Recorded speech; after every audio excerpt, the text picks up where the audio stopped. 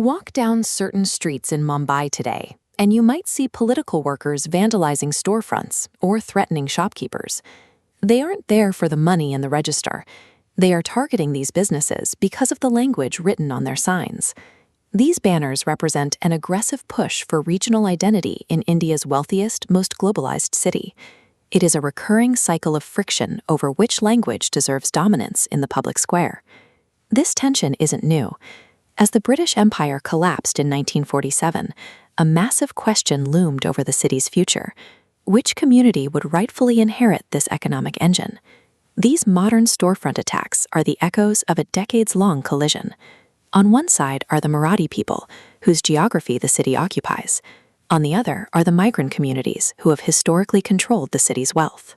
In the 17th century, this was a scattered collection of 7 islands, separated by swampy inlets and dense malaria.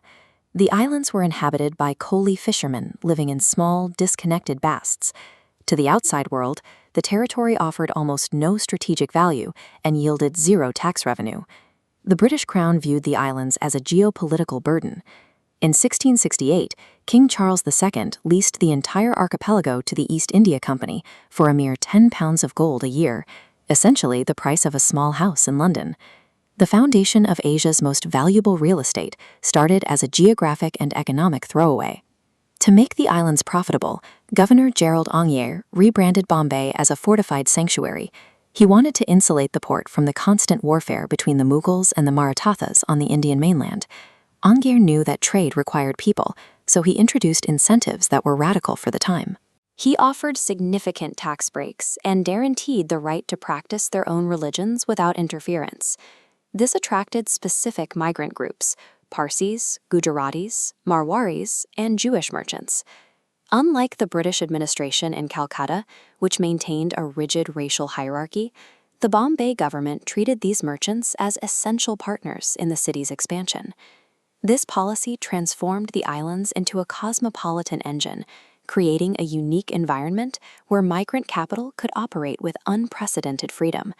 That freedom paid off. In the 1830s, private shipping fleets bypassed official monopolies to export massive quantities of opium to China. Then, in 1861, the American Civil War cut off global cotton supplies. Suddenly, the textile mills of Britain became entirely dependent on raw cotton flowing through Bombay's docks. This cash surge allowed the city to outgrow its islands. In a massive engineering feat called land reclamation, the British and merchants filled the sea with rock. By the late 19th century, the islands disappeared, replaced by a singular peninsula built on migrant capital.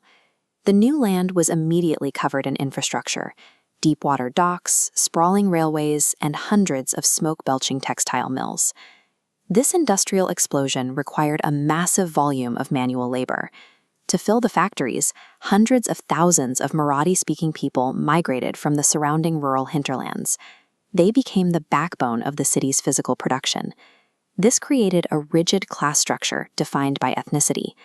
Non-Marathi migrants, specifically Gujaratis and Parsis, owned the capital and the mills, while the local Marathi population comprised the working-class labor force.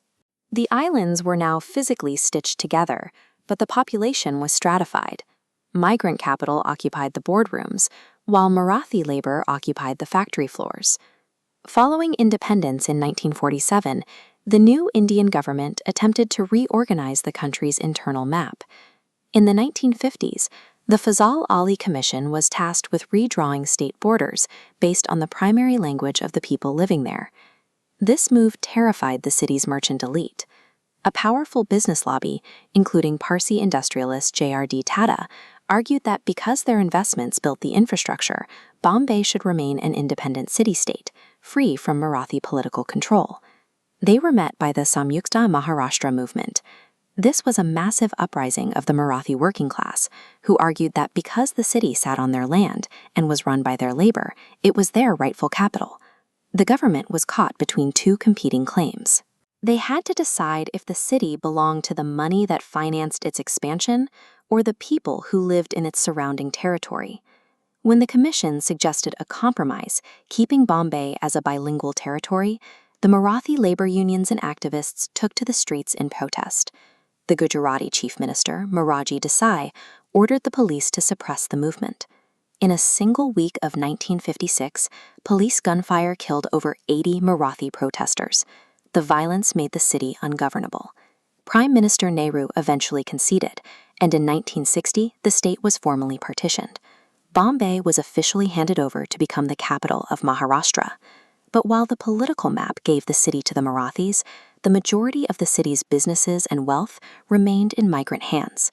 That fundamental division is why 60 years later, the fight over who truly owns Mumbai still breaks out on its street corners.